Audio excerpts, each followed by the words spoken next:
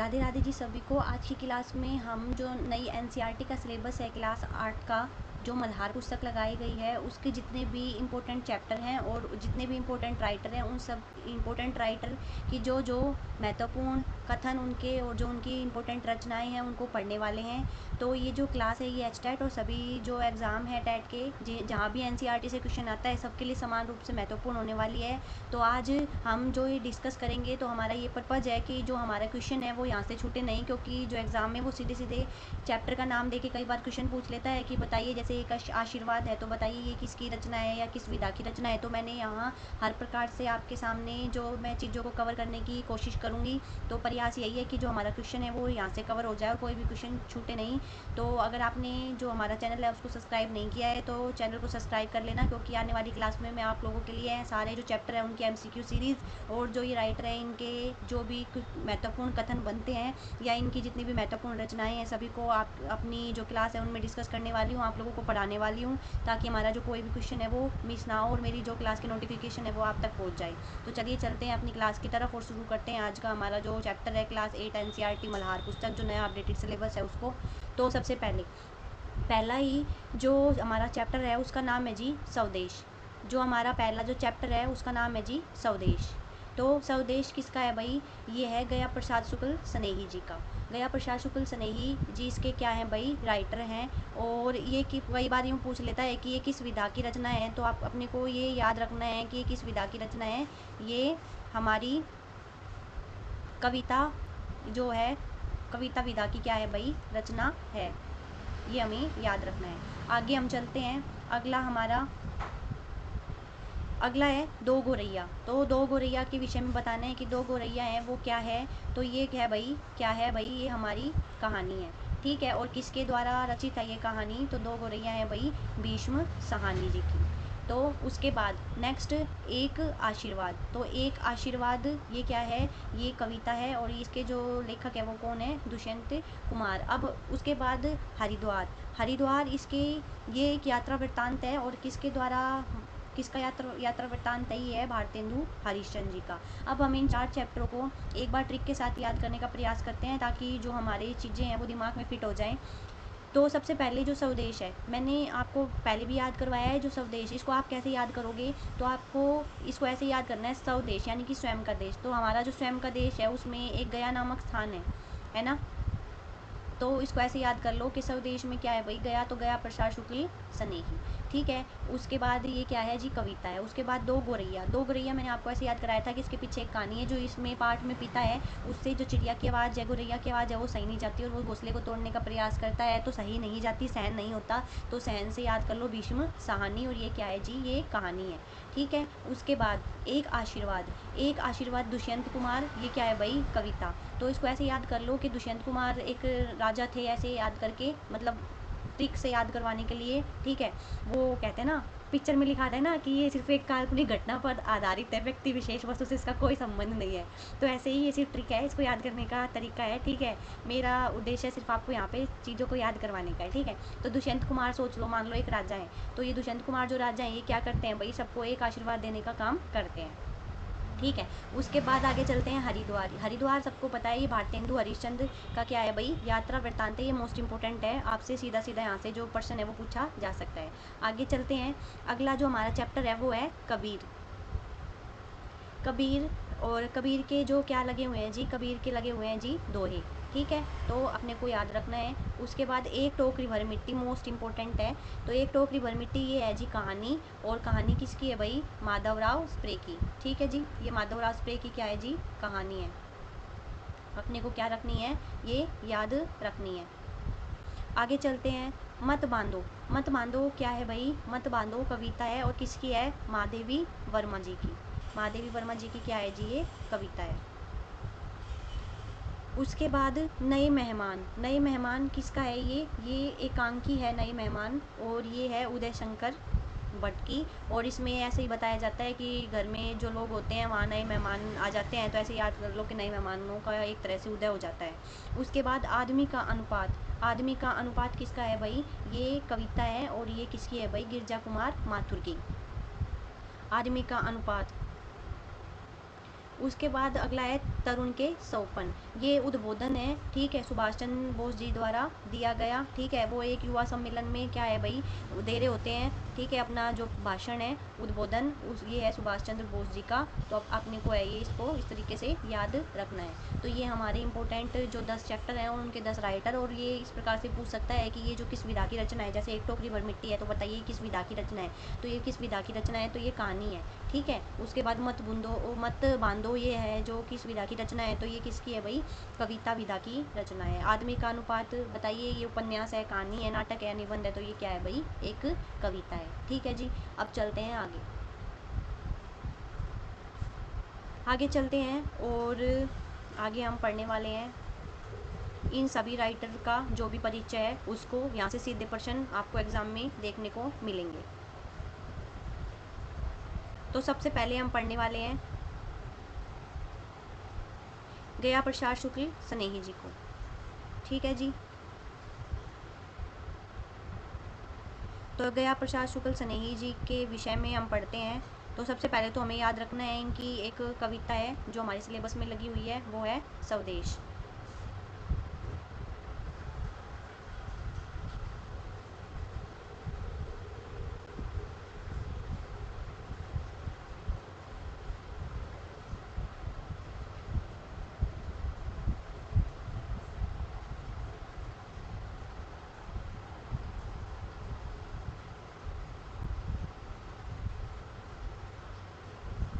तो सबसे पहले गया प्रसाद शुक्ल स्नेही जी, इनके जो जन्म है इसको आपको याद रखना है। तो इनका जन्म कब हुआ था, 1883 में, ठीक है। तो सबसे पहला प्रश्न यही बनता है कि जो ये है इनका जन्म कब हुआ था। तो इनका जन्म कब हुआ था, 1883 में, और मृत्यु हुई थी 1972 में, ठीक है। अब स्वदेश जो ये कविता है इसके रचयिता हैं गया प्रसाद शुक्ल स्नेही जी। हिंदी के उन कवियों में से हैं जिन्होंने ब्रज भाषा में कविता लिखना आरंभ किया। अब सबसे पहले प्रश्न ये बनता है कि बताइए जो गया प्रसाद शुक्ल स्नेही है उन्होंने सबसे पहले किस जो भाषा है उसमें कविता लिखने का आरंभ किया था। तो इन्होंने सबसे पहले ब्रज भाषा में लिखना आरंभ किया था और फिर उसके बाद इनका जो रुझान है वो खड़ी बोली की तरफ हो गया था, जो हिंदी हम पढ़ रहे हैं। तो फिर बाद में खड़ी बोली के श्रेष्ठ कवियों में अपना स्थान इन्होंने बना लिया, मोस्ट इम्पोर्टेंट। उसके बाद इनका जो जन्म है, गया प्रसाद का जन्म है वो उत्तर प्रदेश के उन्नाव जनपद में हुआ था, अपने को याद रखना है। और इन्होंने क्या किया, उन्होंने स्वयं कहा, अब इनका ये कथन याद रखना है, उन्होंने स्वयं कहा कि सरकारी नौकरी, मोस्ट इम्पोर्टेंट कथन है, ठीक है जी। उन्होंने स्वयं कहा कि जो सरकारी नौकरी के कारण स्नेही के अतिरिक्त मुझे दूसरा उपनाम त्रिशूल रखना पड़ा। तो अब अपने को याद रखना है कि वो किस उपनाम से, दूसरे उपनाम से लिखते थे। तो किस दूसरे उपनाम से लिखते थे भाई, वो लिखते थे त्रिशूल। वो त्रिशूल उपनाम से क्या करते थे, लिखते थे। राष्ट्र प्रेम की कविताओं के साथ साथ उन्होंने किसान, मजदूर, सामाजिक कुरीतियों आदि विषयों पर भी क्या है अधिक जो प्रभावशाली कविताएं हैं वो लिखी हैं। यानी कि इनका जो रुझान था वो क्या था भाई, ज़्यादातर इन्होंने राष्ट्र प्रेम की जो कविताएं हैं, किसान से जुड़ी, उनकी समस्याओं से जुड़ी, मजदूर वर्ग से जुड़ी, सामाजिक कुरीतियाँ जो समाज में थी उसको दिखाने का प्रयास करते हुए इन्होंने जितनी भी कविताएं हैं उनकी रचना की।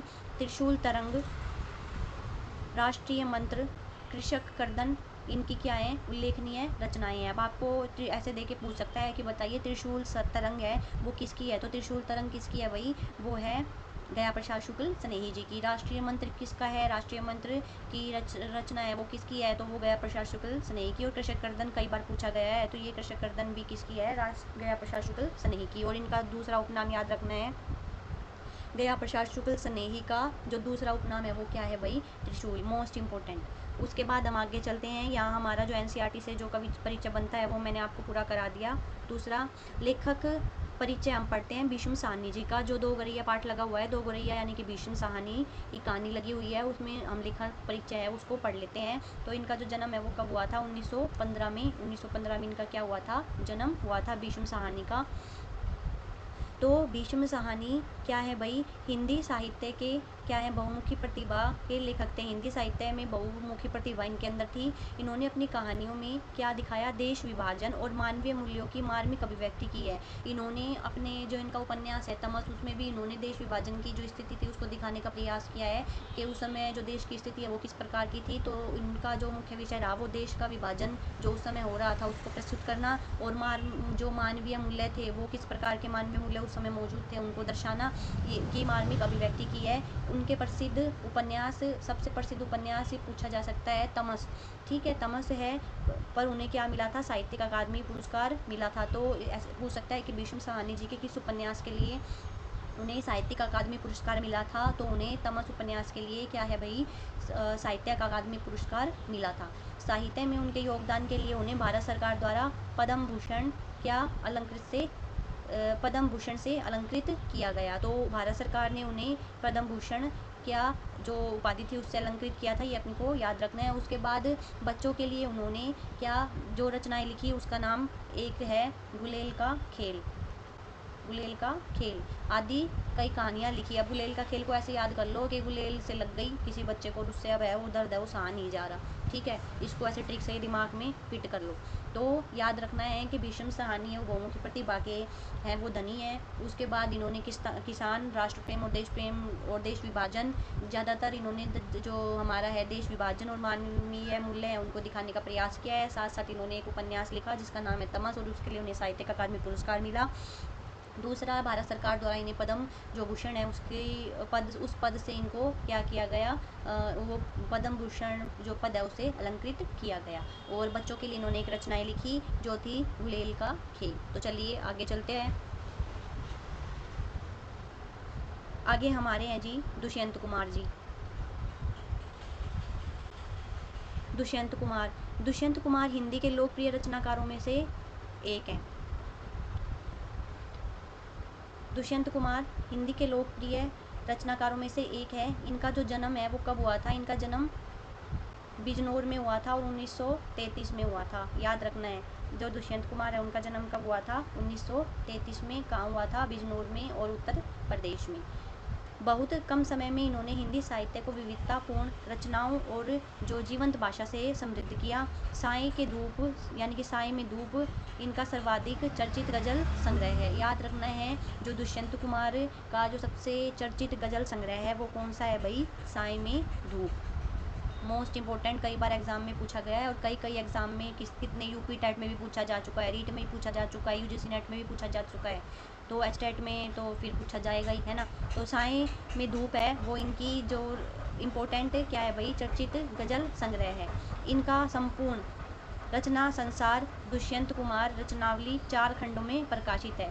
चर्चित गजल संग्रह है इनका, ये जो दुष्यंत कुमार रचनावली है ये 4 खंडों में ही प्रकाशित हुई है। तो याद रखना है कि इनकी जो दुष्यंत कुमार रचनावली है वो कितने खंडों में है, वो 4 खंडों में है। और साए में धूप इनका जो चर्चित है वो गजल संग्रह है।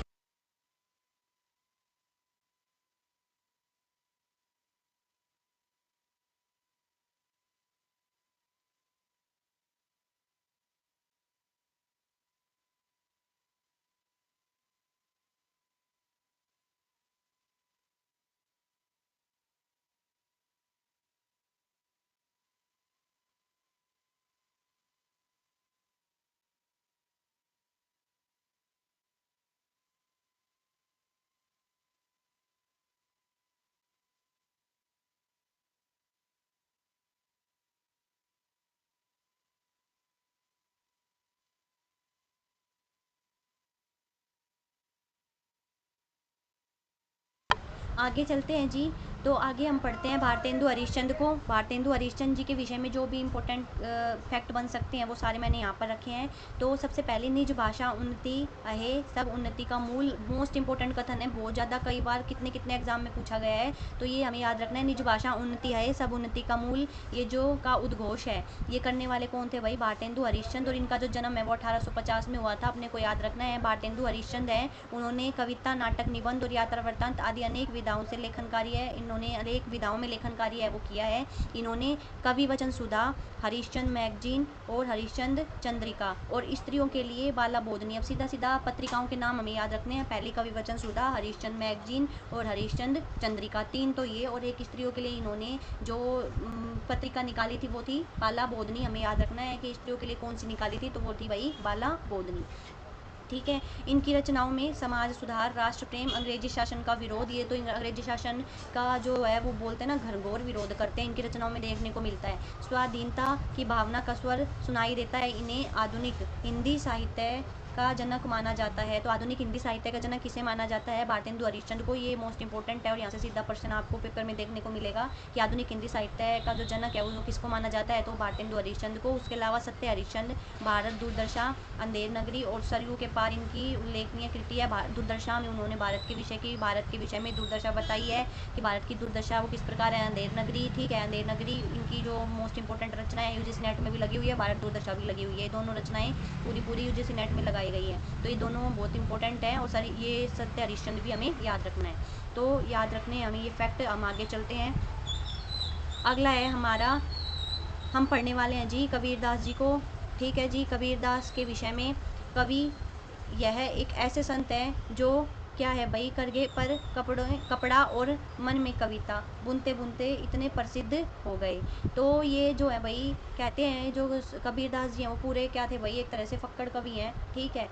इनकी जो कविताएं हैं आज भी लोग भजन की तरह सुनते हैं और पाठ्यक्रमों में पढ़ते हैं। माना जाता है कि जो कबीर का जन्म एनसीईआरटी में जो दिया गया है वो 14वीं शताब्दी में काशी में हुआ था, और इनकी जो रचनाएं हैं वो कबीर ग्रंथावली में क्या है भाई संग्रहित है। आज भी इनकी जो रचनाएं हैं वो क्या है भाई, जीवन की सच्चाई को समझने और अच्छा मनुष्य बनने की प्रेरणा देती है। अब इसके अलावा आप मेरे से कबीर के विषय में सुन लो। कबीरदास जी का जो जन्म है वो विधवा ब्राह्मणी के पेट से हुआ माना जाता है, और उसके बाद इनका जो पालन पोषण है वो नीरू और नीमा, 2 जुला दंपत्ति हैं, उन्होंने किया था। इसके जो पुत्र थे वो कमाल और कमाली थे। और कबीरदास जी का जो वैवाहिक जीवन था वो स्टार्टिंग में तो अच्छा चला, लेकिन बाद में इन्होंने गृह त्याग कर दिया, और ये एक पूरी तरह से क्या बन गए, संत बन गए। आगे चलकर जो कबीरदास जी हैं, कबीरदास जी का जो मोह है वो भंग हुआ, और मोह भंग होने के बाद इनका जो जन्म के विषय में जो ये किंवदंती चलती है वो लगातार चलती आ रही है। अभी जो हमारा हिंदी साहित्य है वो भी उसमें भी ये बताया गया है, लेकिन कुछ हम जब ये आगे चलते हैं तो ये पढ़ते हैं कि जो कबीरदास जी हैं वो निर्गुण जो हमारी धाराएं हैं, निर्गुण धारा के कवि थे। भक्ति काल में 2 धाराएं हुई, एक निर्गुण और सगुण, जिसमें कबीरदास जी हैं वो निर्गुण काव्य धारा के हैं जी, कवि हैं। ठीक है। इन्होंने जो ईश्वर है उसको क्या माना कि ईश्वर जो है वो हमारे कण कण में निवास करने वाला है, इसलिए हमें ईश्वर को अपने कण कण में मानकर उसकी जो है कण कण में मानना चाहिए और उसकी आराधना उसी रूप में करना चाहिए। कबीर के जो गुरु थे वो रामानंद थे, तो और मुसलमान है वो शेख तकी को इनका जो क्या मानते हैं भाई, गुरु मानते हैं। तो इसके अलावा एक फैक्ट और है कि धर्मदास जी ने इनकी जो रचनाएं हैं उनका संकलन किया था बीजक के नाम से, और जो बीजक है वो 3 भागों में है, साखी, सबद और रेमेनी। तो चलिए चलते हैं हम आगे इनके विषय में और विस्तार से। हम जब इनका पाठ पढ़ेंगे तो सारा मैं आपको जब हिंदी साहित्य का इतिहास करवाऊंगी तो बाकी सारी बातें वहाँ कवर करवा दूंगी। जितनी इंपॉर्टेंट बातें बन सकती थी वो मैंने आपको बता दी। उसके बाद आगे हिंदी की प्रारंभिक कहानियों में एक टोकरी भर मिट्टी, हिंदी की प्रारंभिक कहानियों में एक टोकरी भर मिट्टी का उल्लेख है वो हमें देखने को मिलता है। इसके जो लेखक है माधवराव स्प्रे है। ऐसा माना जाता है कि लोकमान्य बाल गंगाधर तिलक की जो प्रेरणा से वो हिंदी में आए थे। तो याद रखना है कि माधवराव स्प्रे है वो किसकी प्रेरणा से हिंदी में आए थे, तो वो बाल गंगाधर तिलक की प्रेरणा से आए थे। और इनकी मातृभाषा क्या थी, मराठी। और इनका जो जन्म है वो क्या हुआ, जन्म हुआ था मध्य प्रदेश के दमोह में। और इन्होंने लोकमान्य जो तिलक हैं उनके जो चर्चित ग्रंथ है गीता रहस्य, याद रखना है गीता रहस्य किसकी रचना है, तो लोकमान्य तिलक यानी कि बाल गंगाधर तिलक की रचना है गीता रहस्य। ठीक है। फिर इन्होंने उस जो मराठी है उसका हिंदी में क्या कर दिया, अनुवाद।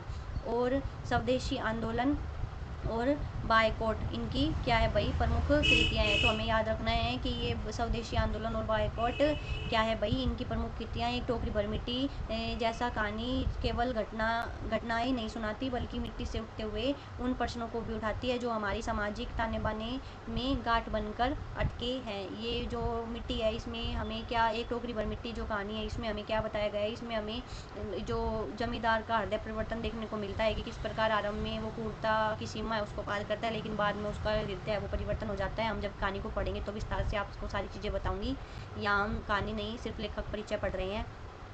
आगे हम चलते हैं भाई हमारे अगले जो कवित्री है महादेवी वर्मा पर। हिंदी की सुप्रसिद्ध कवित्री। सबसे पहले तो कवित्री लिखना देख लो, कितनी बार पूछ लेता है कि बताओ कवित्री का शुद्ध रूप क्या होगा, उसको शुद्ध रूपों में कैसे लिखेंगे, तो कै वह, फिर छोटी ई की मात्रा, फिर यह, और फिर त्रय के बड़ी ई की मात्रा। ठीक है, तो ये कवित्री महादेवी वर्मा का जो जन्म है वो कहाँ हुआ था, वो फर्रुखाबाद के उत्तर प्रदेश में हुआ था। तो महादेवी वर्मा का जो जन्म है वो कहाँ हुआ था, उत्तर प्रदेश के फर्रुखाबाद में। इन्होंने छोटी सी उम्र में एक कविता लिखना है उसको आरंभ कर दिया था। बच्चों के लिए उन्होंने, अभी याद रखना है, बच्चों के लिए उन्होंने 12 मासा और आज खरीदेंगे हम ज्वाला, अब यह चिड़िया कहाँ रहेगी।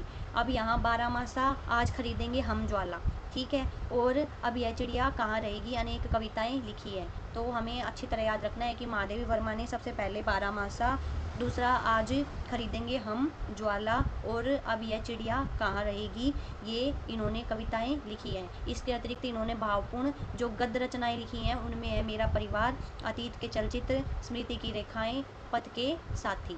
ठीक है जी, हमें याद रखना है पथ के साथी।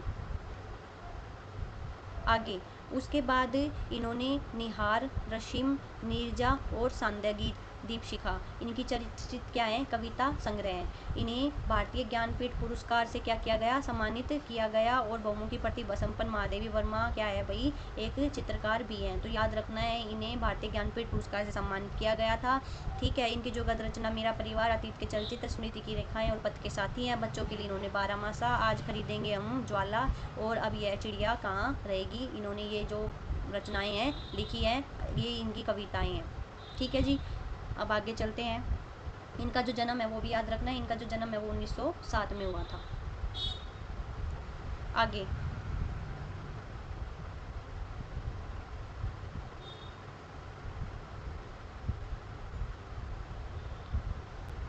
आगे है भाई उदय शंकर भट्ट जी। उदय शंकर भट्ट जी की जो हमारे सिलेबस में है वो एकांकी लगी हुई है। ठीक है, उसको हम पढ़ लेते हैं। अभी आपने जो एकांकी पढ़ी, यानी कि हमारे सिलेबस में एकांकी है और जिसका नाम है नए मेहमान, मैंने आपको ठीक से नाम याद कराया है। उसके लेखक क्या, उदय शंकर भट्ट। इसका जो जन्म है वो उत्तर प्रदेश के इटावा में हुआ था। याद रखना है कि उदय शंकर भट्ट का जन्म है वो उत्तर प्रदेश के इटावा में हुआ था, ऐसे याद रख लेना। भट्ट यानी कि क्या है भाई, भट्ट भट्ट, ठीक है, वो ईट और भट्ट ऐसे याद कर लेना। ठीक है, तो इनका जो जन्म है वो इटावा में हुआ था। परिवार में साहित्यिक वातावरण था। ठीक है, इन्होंने, इनकी जो साहित्य में बहुत ज़्यादा रुचि थी और इन्होंने क्या किया भाई, रेडियो के लिए अनेक नाटक लिखे थे। तो यहाँ रेडियो के लिए लिखने वाले रेडियो के लिए नाटक लिखने वाले कौन थे भाई, उदय शंकर भट्ट। साथ ही नाटकों और फिल्मों में भी अभिनय इन्होंने किया था। इन्होंने अनेक कविता और उपन्यास भी लिखे हैं, लेकिन नाटक और एकांकी के क्षेत्र में इन्हें विशेष प्रसिद्धि मिली है। तो याद रखना है कि उदय शंकर भट्ट जी को विशेष प्रसिद्धि किसमें मिली है, नाटक और एकांकी में। उसके बाद लोक परलोक, मोस्ट इंपोर्टेंट, कितनी बार पूछा गया उपन्यास है इनका। ठीक है, उदय शंकर भट्ट का लोक परलोक, और पर्दे के पीछे क्या है, इनका एकांकी संग्रह है। तो याद रखना है पर्दे के पीछे उदय शंकर भट्ट जी का एकांकी संग्रह है। आगे चलते हैं।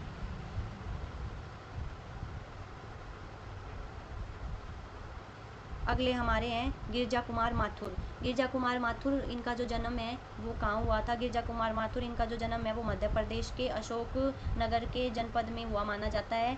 इनके जो पिता हैं वो देवकी चरण माथुर है। तो गिरजा कुमार माथुर है, इनका जन्म कहाँ माना जाता है भाई, जन्म मध्य प्रदेश के अशोक नगर जनपद में। तो याद रखना है ये कहाँ से थे गिरजा जी, गिरजा कुमार माथुर जी थे मध्य प्रदेश से। इनका जो जन्म है वो 1919 में। इनके पिता देवकी चरण माथुर भी कविता लिखते थे। पिता का नाम क्या था, देवकी चरण। ठीक है, गिरजा कुमार माथुर आकाशवाणी की में कई महत्वपूर्ण पदों पर रहे हैं। तो याद यहाँ से ऐसे क्वेश्चन बन सकता है कि निम्नलिखित में से कौन सा जो लेखक है वो आकाशवाणी में कई पदों पर काम कर चुका था, तो वो कौन था, गिरजा कुमार माथुर। कविताओं के अतिरिक्त इन्होंने कई नाटक, गीत और कहानियाँ, निबंध भी लिखे हैं। इनकी अनेक कृतियाँ प्रकाशित हुई, जिनमें मंजीर, नाश और निर्माण। ठीक है, धूप के धान इंपॉर्टेंट, कई बार पूछी गई है। शिलापंख, चमकीले, और मैं वक्त के हूँ सामने। मैं वक्त के हूँ सामने। दोबारा देख लो, मंजीर गिरजा कुमार माथुर की, नाश और निर्माण गिरजा कुमार माथुर की रचना, धूप के दान गिरजा कुमार माथुर की, शिलापंख गिरजा कुमार माथुर, शिलापंख चमकीले गिरजा कुमार माथुर, और मैं वक्त के हूँ सामने। इनकी इम्पोर्टेंट रचनाएं हैं, मोस्ट इम्पोर्टेंट है। उन्होंने प्रसिद्ध भावांतर गीत होंगे कामयाब की भी रचना की है। ये हम होंगे कामयाब, इसकी होंगे कामयाब की रचना किसने की भाई? तो इन्होंने गिरजा कुमार माथुर ने। आगे है हमारा जो लास्ट है वो है तरुण के स्वप्न। तरुण के स्वप्न देख लेते हैं हम। नेताजी सुभाष चंद्र बोस ऐसे स्वाधीन संपन्न समाज और राष्ट्र का सपना देखते हैं जिसमें व्यक्ति सब दृष्टियों से क्या हो भाई? मुक्त हो। समाज और राष्ट्र की सेवा में समान रूप से भागीदारी रहे। वे अपने उद्बोधन में नारी मुक्ति और सभी की शिक्षा और समान अवसर मिलने की बात करते हैं। सुभाष चंद्र बोस का ये कहना है, वो अपने जब वो तरुण के स्वप्न उद्बोधन में उन्होंने बता रहे हैं कि वो नारी मुक्ति की बात करते हैं, नारी स्वतंत्रता की बात करते हैं, सभी को समान शिक्षा के, समाज में जितने भी लोग हैं, संसार में जितने भी लोग हैं, सबको शिक्षा का अधिकार है। शिक्षा किसी से छीनी जानी नहीं चाहिए, चाहे वो गरीब हो चाहे वो अमीर हो, समान अवसर मिलने की बात कही है उन्होंने। यह स्वप्न वे युवाओं को सौंपना चाहते थे जिससे आदर्श समाज और आदर्श राष्ट्र का रूप साकार हो सके। ठीक है, नेताजी का यह उद्बोधन है वो बहुत ही महत्वपूर्ण है। और उन्होंने कब दिया था? तो उन्होंने ये मदनीपुर जिला युवक सम्मेलन में 29 दिसंबर 1929 को युवाओं को संबोधित करते हुए प्रकट किया था। तो यहाँ से सिर्फ एक क्वेश्चन बनता है मोस्ट इम्पोर्टेंट कि उन्होंने ये तरुण के स्वप्न, ये जो आपके सिलेबस में लगा हुआ है जो उद्बोधन है, वो उन्होंने कहाँ और कब और कैसे दिया था? तो सबसे पहले बात तो उन्होंने मदनीपुर एक जिला है वहाँ पर युवक जो सम्मेलन हो रहा था, युवक सम्मेलन में, और तारीख कब थी? 29 दिसंबर 1929। ठीक है जी, अपने को याद रखना है, युवाओं को संबोधित करते हुए उन्होंने ये प्रकट किया था। तो यहाँ हमारे जितने भी इंपॉर्टेंट फैक्ट थे वो सब पूरे होते हैं। आने वाली क्लासों में मैं इनसे ये चैप्टर के जितने भी इंपॉर्टेंट कथन है वो आपको करवा दूंगी, क्योंकि पार्ट से उठा के पूछता है प्रश्न, और जितने भी इन पार्ट से MCQ बनते हैं, मोस्ट इंपॉर्टेंट क्वेश्चन बन सकते हैं, मैं सारे आपको पार्ट से बनने वाले सारे MCQ अपनी क्लासों में करवा दूंगी। तो मिलते हैं हमारी अगली क्लासों में। सभी को धन्यवाद और राधे राधे।